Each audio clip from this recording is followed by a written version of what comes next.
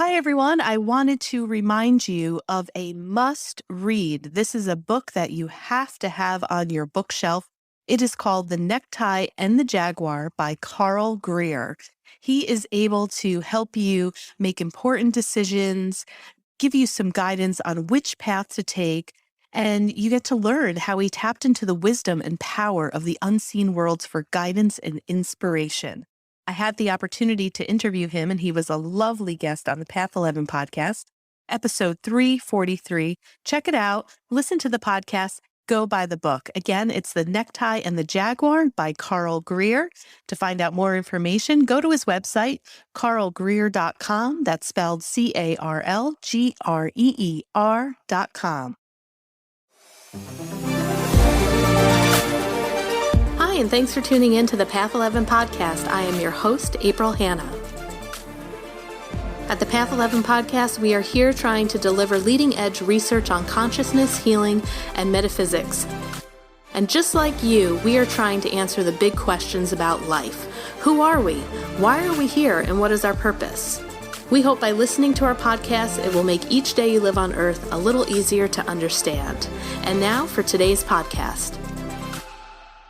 Well, hello, everyone. I am very excited to bring this guest to you today. She is a teacher of mine, and I looked back in the archives. We recorded a podcast back in 2016, so I think this was when I took my medical intuitive class with her. Tina Zion is her name, and episode 57. So my gosh, we have come such a long way. We have so many other podcasts, but if you want to go back in the archives and listen to my very first interview with her after I took her medical intuition class, that's the one to listen to. You can pause this, go listen to that, and come back to this because she is just rocking and rolling in the world. She's got a new book coming out. It's called Be Your Own Medical Intuitive, Healing Your Body and Soul. If you're watching this on Path 11 TV, you can actually see the beautiful cover of it, and you can see her and me talking. If you're a visual person, Path 11 TV, this is where it will air. And if you have never heard of Tina Zion, but you're very curious about medical intuition, this is going to be the podcast for you. She is a fourth-generation intuitive medium, educator, and is considered an expert in medical intuition. She is an award-winning author specializing in medical intuition and teaching it internationally. Tina teaches her course, Become a Medical Intuitive in the United Kingdom, Europe, New Zealand, Australia, Canada, Mexico, and throughout the US. And I just found out she's also a teacher for the Shift Network. So she is teaching all over the world. One of the things that I absolutely love about her is that she worked in the mental health field as a registered nurse. I remember when I sat there and she was kind of giving her background in our class, she was even familiar with like hypnotherapy and Reiki. And I was like, oh my God, this woman and I, like we do so much of the same stuff. So I fell in love with her instantly. And I still use a lot of her teachings to this day. So she has other books out there. She's the author of Become a Medical Intuitive, Advanced Medical Intuition, The Reiki Teacher's Manual, Reiki and Your Intuition, and is a contributing author in Michael Newton's book, Memories of the Afterlife. So I am so excited to welcome back Tina Zion. Hi, Tina. My goodness, thank you so much. You're such a blessing. You really are. Thanks, Tina. I have to say, not to like toot your own horn or anything, but I have studied with many other teachers since you, and you are just awesome. You are so legit. You are so down to earth. You're an excellent teacher to begin with. And I just really have always held you very highly in recommendation to my personal clients. I think I have dropped personal stories about what I've learned from you in other podcasts when we're talking about medical intuition. But I can't say enough that after having studied with you since 2016 and been introduced to other teachers, you are one of the real deals and definitely, as it says in your bio, considered an expert in medical intuition, hands down, definitely. So lovely to have you here again. Oh, you're giving me goosebumps, for heaven's sake. Thank you so much. Thank you. I'm tearing up here. Yeah, no, you're welcome. And, 3 takeaways I wanted to just share with you because it's been a while since we talked, but some of the 3 main takeaways that I took from our class and I teach my Reiki students was when you told us and taught us how to take our energy back from sessions. I take me and all of me back. And I have shared that with so many students. It's been wonderful. The second thing was, I laugh about it now, but you said, let go of your rules, because you did our first like exercise in your class, and we were going to look into each other's bodies. And all of us that were trained in Reiki put our hands on people and touched to look in. You were like, let go of the rules. And then the other thing that we're going to touch on today, because you talk about it in your book, teaching people how to become their own medical intuitive, is to call upon specialists in the etheric field, right? In the spirit world, to help you with any ailments, medical ailments that you have. Or, for me as a Reiki practitioner and mental health therapist, after taking your class, I let go a lot of my ego. It's like, I don't know, I'm going to give it up to the specialist in the ethereal field and call upon them. And it's been one of the best tools. I think it made me a better practitioner using that skill as well. Oh, excellent. Because what I would say to that is the more we get out of the way, our personality, our aches and pains, our issues in our own life and things like that, put that all aside and make it all about being truly an open pipeline or open vessel for the divine and sacred and the specialist. Because what I always call out for is, and will only work with, I demand that I only work with the divine and sacred guide who specializes in whatever is needed for the client at that time or for ourselves. Yeah. And you just reminded me, I want to make a note of that too, because you talk in this new book, Be Your Own Medical Intuitive, about how wording is extremely important. And, so we'll get to that too, but I want you to fill me in and tell me, what have you been doing since 2016, since we last talked? It sounds like your life has equally like blossomed and exploded and changed with all the teaching that you're doing. So what's been going on? People, occasionally people will say, well, you're retired, aren't you? And I said, no, I'm speeding up actually. So I am faculty now for 5 different spiritual organizations. And so very, very busy with that. And then also teaching internationally up until when we were confined with COVID. So I still do so many Zoom courses. And this book, thank you for, telling people about my new book. That's my 5th book that I've written. So my hope is, what my guides keep telling me over and over again, is get it out to the world, get it out to the world, get it out to the world. I hear that constantly, and they're helping me get it out to the world. And it's really, my goodness, it's just blossoming. The last few years, yes, it's just keeps building and building and building. That's beautiful. I'm so happy for you. That's great. I mean, you do such great work in the world. So tell me what the inspiration is about this book, Be Your Own Medical Intuitive. I mean, I love the empowerment of it, because many times I think too, if we go into a panic and we're having some physical symptoms happening, many times we kind of want to turn to people and say, tell me what's wrong with me. Yeah. Just tell me first, and then maybe you could fix me. So this is such an empowerment guide to teach people how to do their own body scans, to really go within and assess the emotional pain behind the physical pain, how to work with your spirit guides and all of that. So what were your guides telling you? Because I know you consult them constantly, every single day, all day long, about why this book? Why is this book coming out now? Well, I would love to say that it was my guides, but actually it was a funny little story. My publisher, who's published all the other 4 books, she started saying to me, you need to write a book about people doing medical intuition for themselves. And I said, I'm just not feeling it. And then, later on, she would bring it up again, and I'd say, Terry, I'm just not feeling it. And then after about 2 years, I got a hold of Terry and I said, okay, I'm feeling it.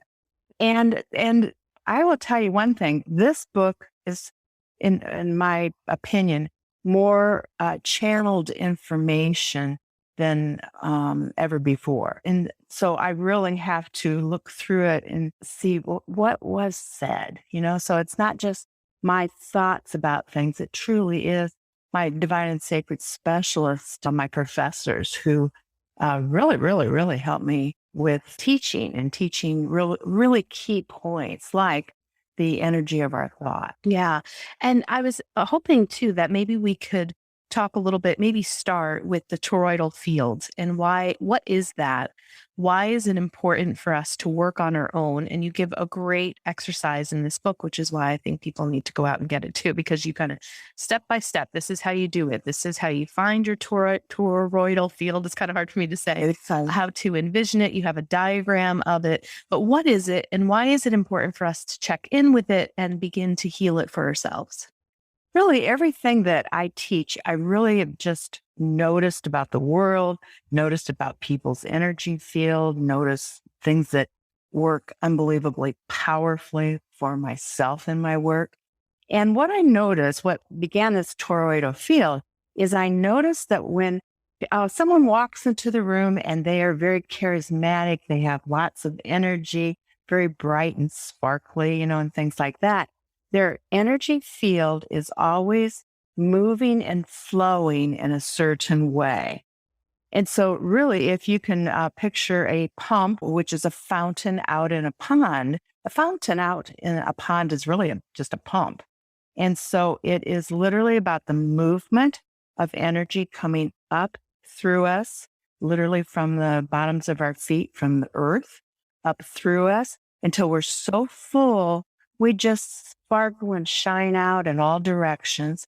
And then we're also so full that we can direct our energy up into what most people call our higher self, which in my awareness is really the other part of our soul that cannot get stuffed down inside of our physical body. So up into our higher self, and then up in connecting even more deliberately, more consciously to the matrix, to all the intelligence, all the wisdom of the universe and the cosmos. And then all that comes back down into us and then back through us, down into the earth, and then back up. So it's an upward and a downward, both movements. And I always tell people to please use, and you can do this in any order that feels right to you, but the vibration of the full spectrum of rainbows, and then golden energy, the sparkles of diamond-like sparkles or the sparkles of stars, and then violet flame. Because each of those are electrical vibrations, and they all accomplish different things in our human physical body and our soul energy too.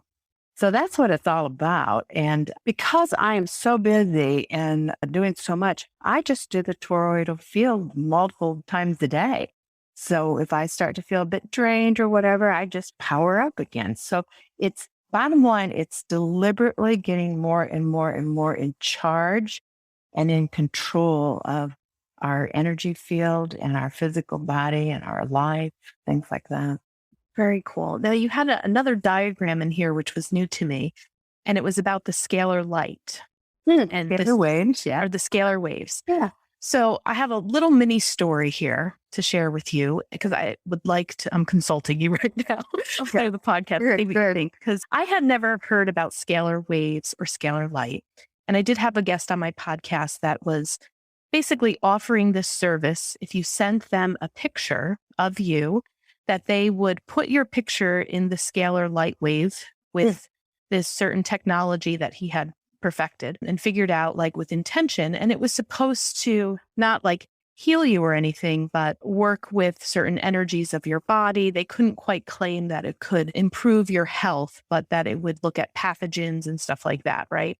So I did a trial of it because I figured, well, I'm going to have this person on the podcast. I might as well. And 6 days into it, I ended up to this day right now having mysterious physical illnesses and medical problems.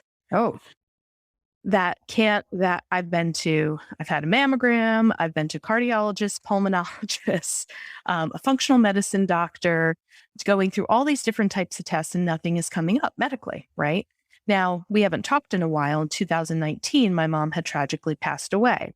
So in your book, when you talk about every physical pain is associated with emotional pain, I have an awareness and know that there's probably some grief happening because it is also manifesting in the lungs. Yeah. But I got really freaked out about, like, my life was like fine. And then I was like doing this trial of the scalar light stuff. And then within 6 days, I was in the ER 3 times with, short of breath and like not being able to figure out what was going on, and got really freaked out about the scalar light. So I canceled my membership and everything like that. And not saying that it was due to that, but it was like the only thing that I added in. Yes. So there's fear there, right? There's the emotion of fear. There's probably a little bit of self-doubt or doubt that this thing actually works. So I might not have really been bringing in great intention into trying this trial. I can't say or prove that it was because of that. But when I read your book and also understand that from your perspective, that there are sometimes entities and energies that can come into our energy system and that we need to command them to leave. Like, you give really good specific things to make sure that you're taking your energy back, and any energies that don't belong, that they get out, Mm-hmm. So then when I saw your scalar light or scalar wave meditation, I was like, oh, I don't know if I'm going to mess with that again.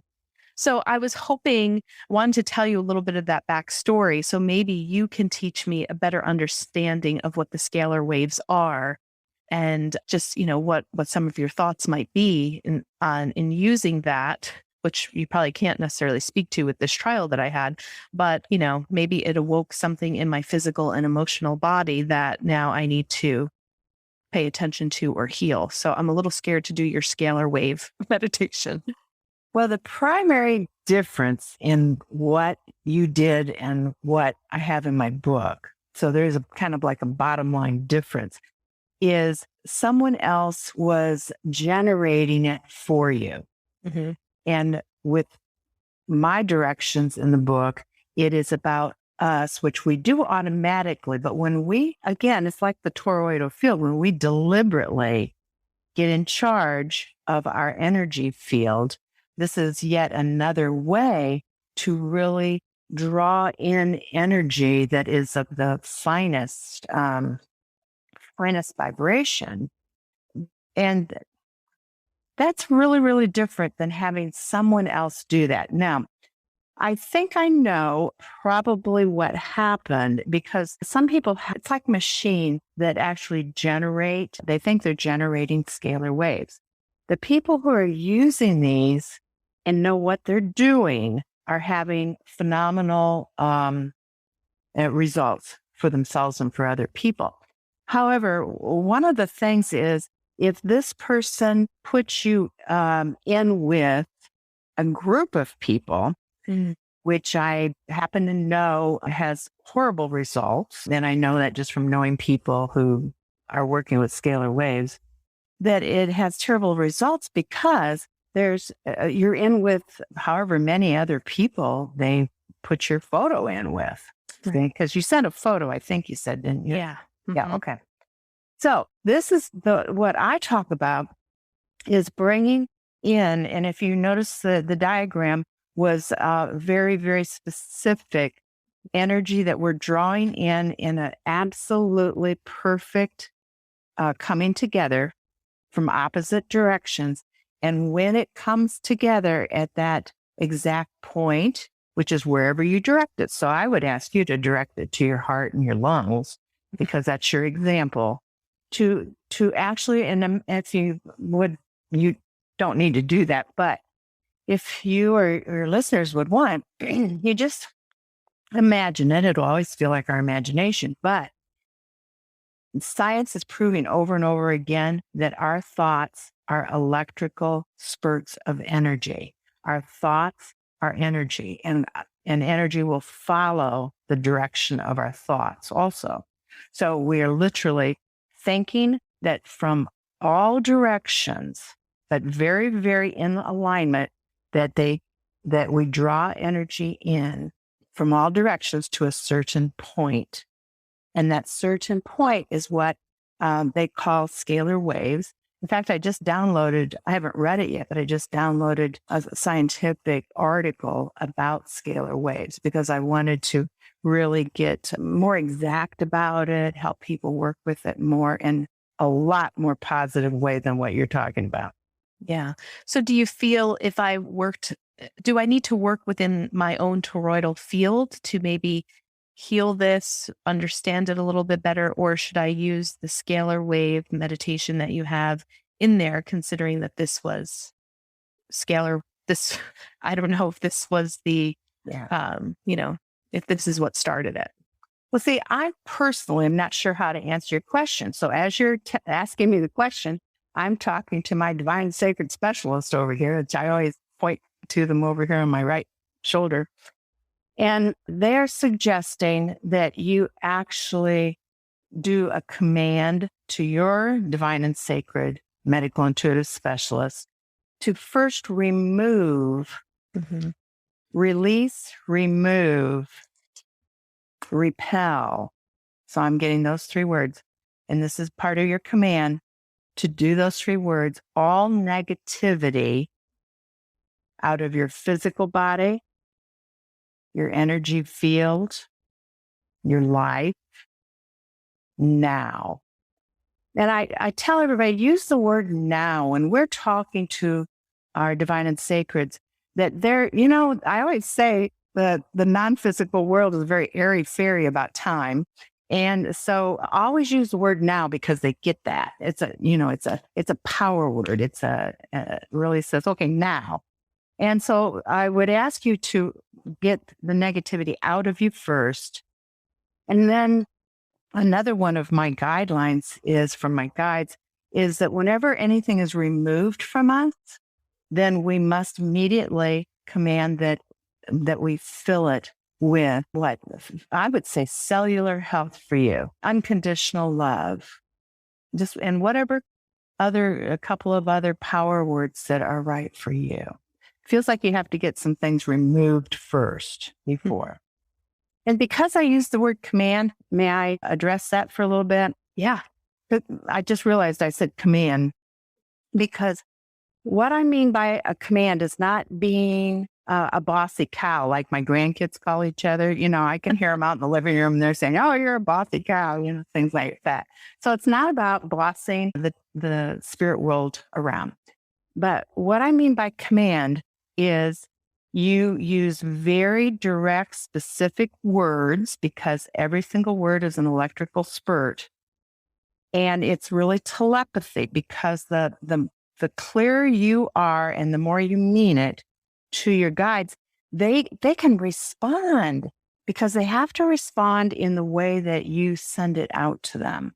Mm-hmm. So it's really a way for them to get very, very clear direction. And because it connects with like, they can respond in a very specific way for you. So, but I tell people, if you make your commands, your requests to your guides in vague ways, or you use a whole lot of words, which will make it vague also, you won't get the response because it's too vague.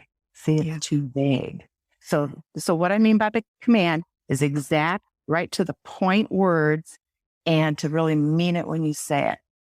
Excellent. So let's stay on the word thing too, because I was reading in this book, in your news book, you were also saying like, you don't want to necessarily call on the best. Like you mentioned it earlier, because you said that there's really good negative entities who are the best as well. So can you just talk a little bit more about why you use the words like holy, pure? Those were the two that resonated with me. So those are the ones that I remember. Yeah. But you were very specific too in, like you said, the words, because in the, I don't know, the etheric world, it sounds to me like from your book that there is both positive and negative, and there can be the best in both worlds. So we want to make sure that we're not calling on the other world to assist when we're asking for help. Again, all my books and my workshops are really based on what I notice, what works unbelievably well, what's happened with my clients and things like that. And what I noticed quite a while ago is that people get into what I would call a pickle. They get into some trouble because they've called out for the greatest and the most powerful. Well, do you see that could be the negative or the positive, because the greatest, most powerful, could mean either way. So what my guides told me is to use words that will rule out the negative. Okay. And that would be divine, sacred, pure, holy. So, and it's interesting that you notice the pure and the holy, but that's absolutely fine because that felt really powerful to you. Because I decided I am only willing to work with the most divine, most sacred, most pure, because they are the most advanced that we are aware of anyway. So see, I don't want to work, we can call out for guides, but there are different levels of awareness of guides. And we can call out, for help. Please don't call out for help. I'd ask your listeners to hear that, because I always say my neighbor's dead Uncle Joe could be floating by just as I call out for help. And then he said, "Oh, I can help you." And he actually died under a bridge, doing heroin. But do you see? Oh, I can help. And so it's not, I want everyone to be very, very careful about who and what level of awareness that you're willing to work with. Yeah, it's like you're really coaching us to be careful, specific, choose wisely, pay attention to your words. Yeah, and I love all that, and that was really helpful. There was another thing with the wording too, that when we were working on ourselves, I don't remember which part in the book it was, but you were like, don't bring in the word pain or disease. Can you talk about that? Well, when we're asking a question about our pain or disease, we can mention, tell me now why I have ulcers in my, I'm just making that example. So we can use it then. But when we command about the healing, we want to use the opposite words that were negative, that pain, illness, disease, cancer, whatever it is. When we ask them for a healing, we want to use the most beautiful words, which are complete opposite of whatever our illness is. See if that makes sense to you. Yeah, it does. It caught me by surprise because when my natural ability would have been to have said, and again, I forget which portion of the book it was, but it was like, okay, please direct this healing energy to my pain. So when I read that, I was like, oh, wait a second. Okay. So you actually had to think about it. Like, what's another way that I would word this to clear the energy of where I feel the physical pain in my body, but not bring that word in the healing aspect of it? Well, for you, what would be the opposite 2 or 3 words that mean the opposite of pain? Vibrant health. Oh, that's beautiful. Yeah. Yeah. The opposite of pain would be ease. So do you see now that would even be enough right there? Right. See that if you would command that to bring that in, Yeah.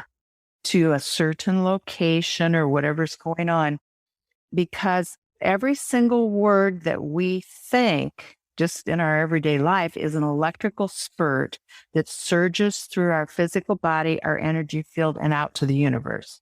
It's not just nothing. That's why I ask people, get in charge of what the heck you're thinking about. What on earth are you saying? What words are you using? Because that has a lot to do with the 8 causes or categories of illness that I have in my book, that thoughts and emotions are actually causing as one of the causes of illness. So we have to take greater care with what we're thinking. Yeah. And how do we work on the guilt of that though? Like emotionally, right? So, because then there's a part of me that would go into self-blame, like, oh shoot, did I cause this? Did my thoughts of thinking that this was a scam before it started, that, cause this, feeling within my body? Or I don't know, say maybe I might be ruminating on some of my own grief or emotions, and okay, now I'm causing everything that's going on with my health is because of my poor thoughts. And then how do you sort through some of the shame, the guilt, the embarrassment, or feeling like really hard on yourself that you could have caused this to happen to you? Well, realize that thoughts and emotions, and my experience and what my beautiful, fabulous guides have been saying, is really only, now think about this, one of 8 categories of cause. And sometimes the different causes overlap into another category. And that's, another whole thing we could talk about. But when no matter what happens to us in life, here's what I would ask you to shift it to is, what are you learning because of that event?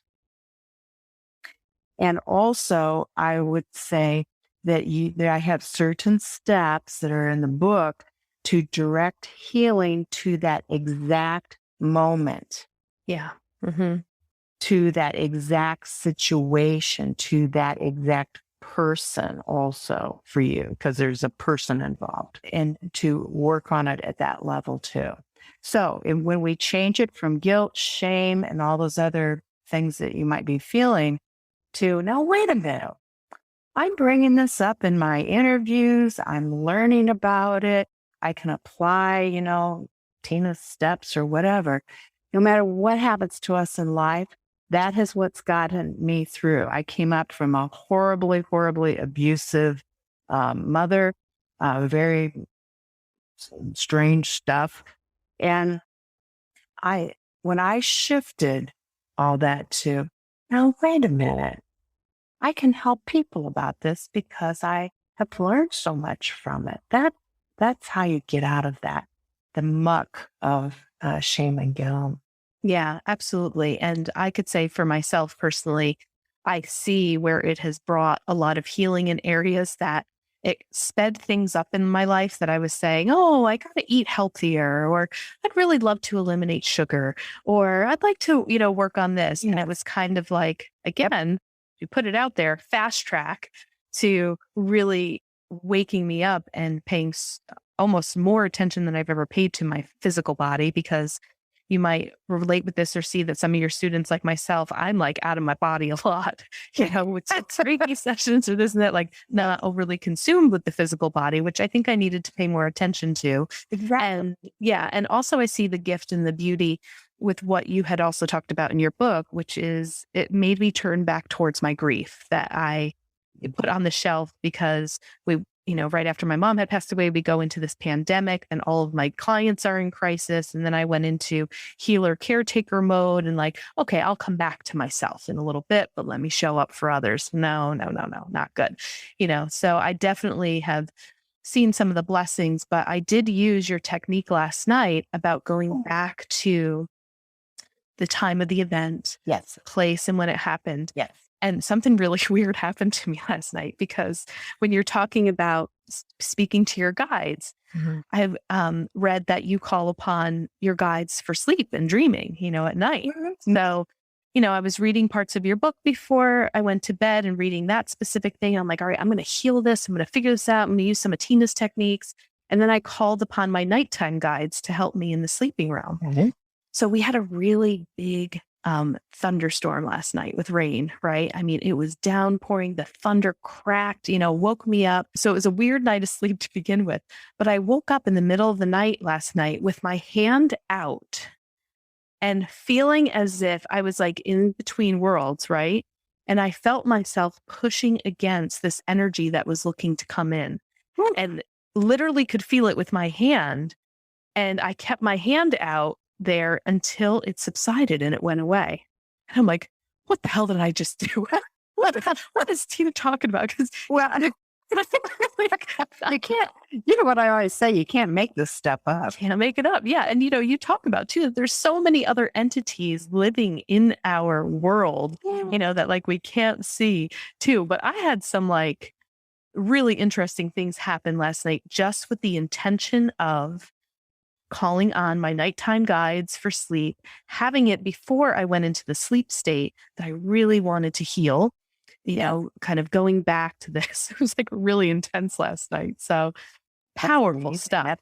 That is, well, because this is real, And I would add right now too, that we have spirit entities. And by that, I mean deceased people. I mean, all kinds of things But one of my goals for my books and all my workshops is to take the fear out of it for people, because we are a spirit entity right now. You are a spirit entity. I am also. We just happen to be lugging around a physical body, but we are a non-physical spirit entity, and they are all over the place. They're standing in the grocery store. They're, walking down the street. They're everywhere, because that's the aliveness that's inside of us is really a spirit entity. Yeah. And actually, page 154. Oh, See, this goes I have no idea. to what I bookmarked. I'll tell you, because I know some of it channeled, and there was parts of it that made me not laugh, but it was like, yeah, this is so right. So on page 154, Tina has 10 constant truths about the spirit world. And I bookmarked it because I loved it. And the number one is, you are spirit right now. I love that reminder. It's like, yes, we're in human form, but hey guys, we are spirit right now. And then 2 is, you are a spirit with other spirits right now. Yes. And 3, I loved, you are not separate from the spirit world, because you are constantly a part of it. And I think I forget that sometimes. I get a little wrapped up in the human existence, even though I know that I'm spirit. Sure, we all do, but that's that balance, because my hope is that we truly, the true balance in life, everybody's saying, oh, you got to have balance in all the different areas of life. Well, my humble opinion, I think that the true balance of life is to have a foot in the physical and a foot in the non-physical at the exact same time. Yeah, absolutely. I love that. So I love these 10 constant truths. The other thing too, I'm actually going to read them all, because they're kind of highlighting everything that we're talking about. That's okay. Number 4 was, guides want and need an invitation or request to participate in your life. From our training, that was also a big take home for me too. And that's another thing that I wanted to talk about in assessing our guides. You had in the book that some people will say, well, I just want to go right to God. I want to bypass. And you gave this great metaphor in there that said, well, if there's a pothole in the middle of your road, are you going to call the prime minister, or are you going to call like your local, town to come and fill it? So the pothole specialist. Pothole specialist. So I thought that was just a great metaphor to explain why it's important maybe not to bypass the guides and go straight to the creator. Can you talk a little bit about that too? Well, what I'd say to that is, the non-physical world is very, very complicated. There's a big world out there beyond this globe that's called Earth.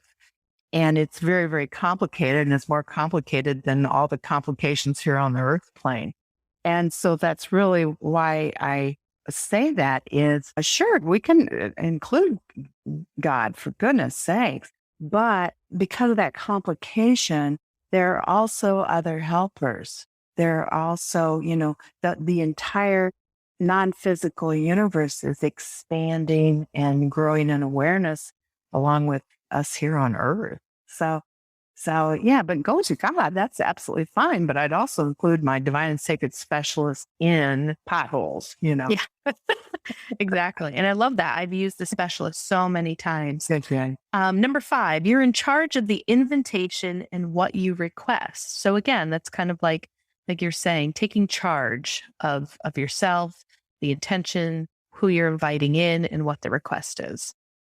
Yes. And the key to this is, and here's one of the things I've noticed, is that when people, because I just study myself and other people before I write a book, people, when they invite in, when they get that concept, oh yeah, they can't push into our lives, I need to invite them in, then that they think the guides just automatically spring into action.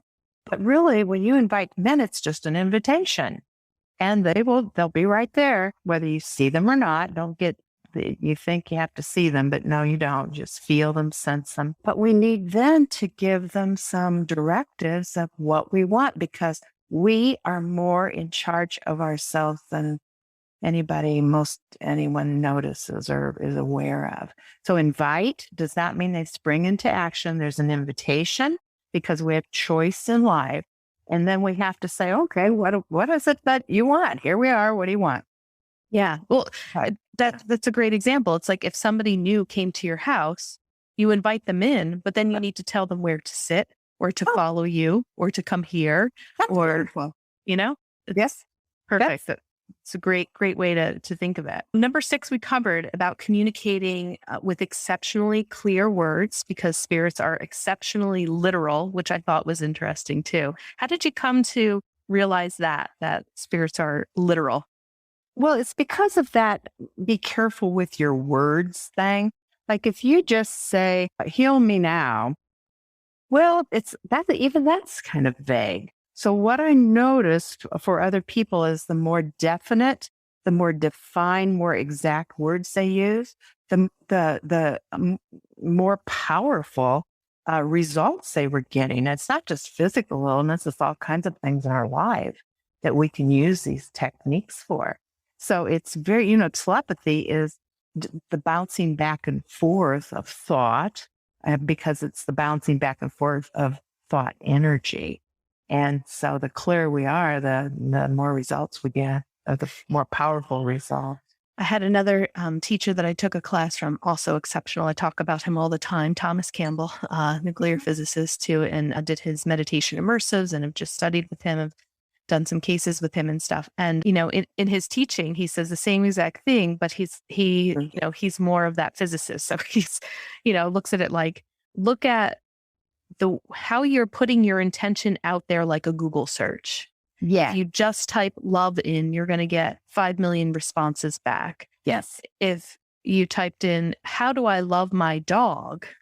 It's more specific. So, same thing with exactly what you're saying. Be clear, don't just say, heal me now, please send healing, vibrant health, cellular health to the right side or left side of my body directly into my heart and lungs. Bam. Yes.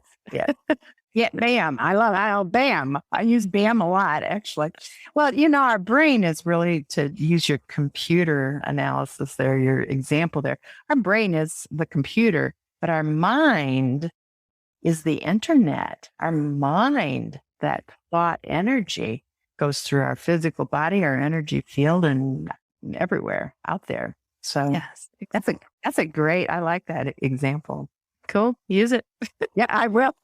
Thank you. We covered too, guides have specialty areas and skills just like humans do. So that's what Tina and I are talking about, like with calling in specialist for lung function, right? For myself, that's what I'm going to call upon. Or I might even get more specific and I'm going to ask for a specialist within scalar light wave therapy that works within the lungs, see like how I can reduce that down and get even more specific with that. Calling that pure and holy, because those are the two of the 4 words that really speak to you.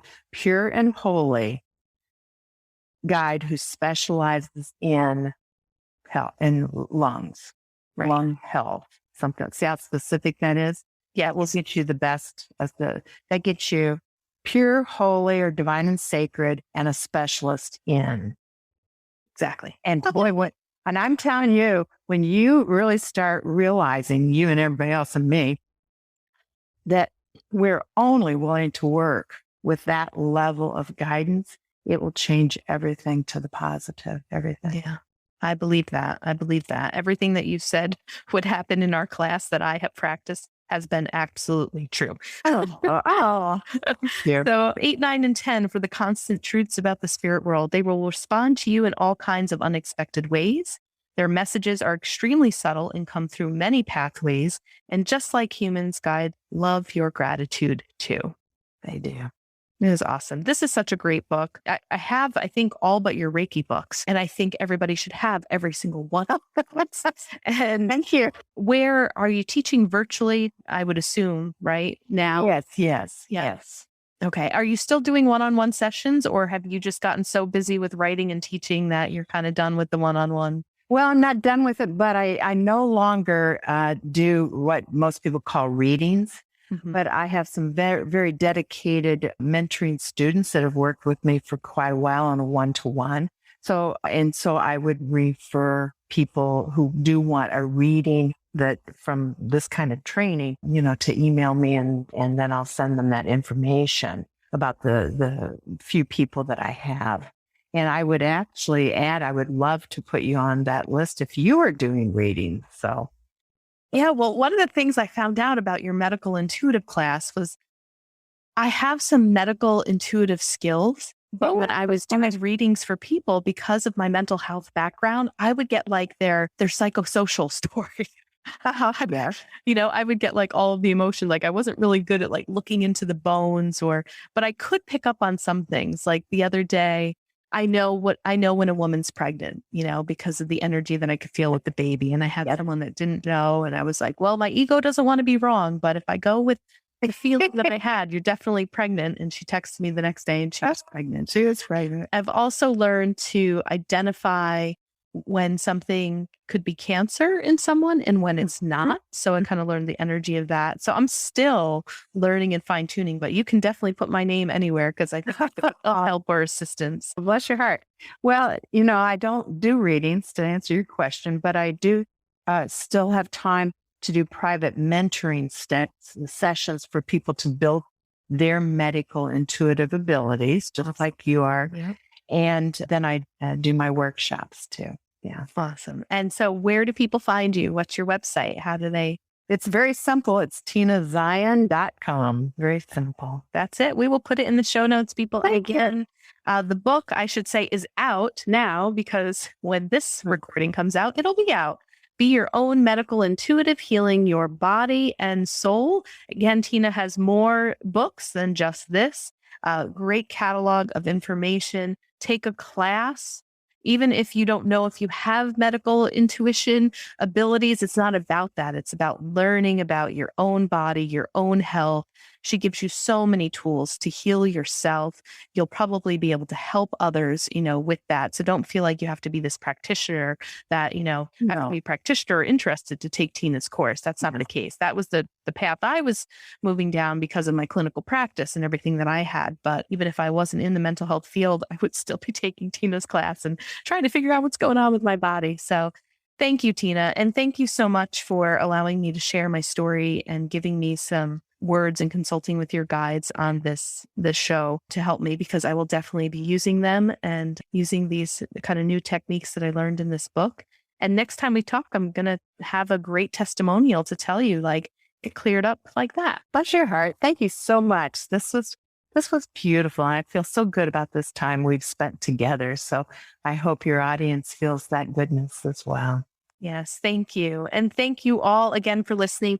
Just a reminder, episode 57 back in 2016 was the very first time I interviewed Tina. So if you'd also like to listen to that, we talked about totally different things, maybe a couple of similar things because I was on such a high after her class that I had to tell her about all my experiences afterwards. But thank you guys so much for listening again. And if you love to watch people talk through video, head on over to path11tv.com and we will have the podcast up there as well. So take care, everyone. Be well and check in with your toroidal field. Okay. Learn how to do that. Take care, everyone. Thank you. Bye-bye.